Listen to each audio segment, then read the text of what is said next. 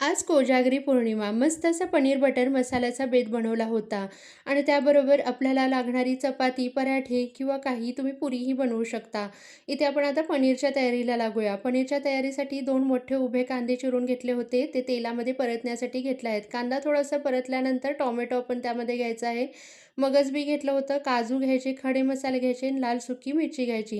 हे सगळं गार झाल्यानंतर मिक्सरला फिरवून घ्यायचं. इथं आता मी दुधामध्ये जो मसाला भिजवला आहे, त्यामध्ये किचन किंग मसाला वापरला आहे, गरम मसाला वापरायचा, काश्मीरी लाल तिखट घ्यायचं, हळद घ्यायची आणि दुधामध्ये छान असं भिजवून घ्यायचा. फोडणीसाठी म्हणून इथे तुम्ही बटरचाही वापर करू शकता. मी पण तेलाचाच वापर केलेला आहे, कारण बटर मला फारसं असं आवडत नाही. त्यानंतर आपल्याला इथे आता मस्त असं जिऱ्याची खमंग अशी फोडणी द्यायची. त्यानंतर वाटलेलं वाटण घ्यायचं. वाटणाला छान अशी टेक्स्चर आल्यानंतर आपल्याला त्यामध्ये जे आपण दुधामध्ये भिजवलेला मसाला होता तो घ्यायचा. त्यानंतर मीठ ॲड करायचं, पनीर ॲड करायचं, कसुरी मेथी घ्यायची आणि फुल फ्रेश क्रीम आपल्याकडे जर नसेल तर दुधाची शाई वापरायची. मस्त असा पनीर बटर मसाला तयार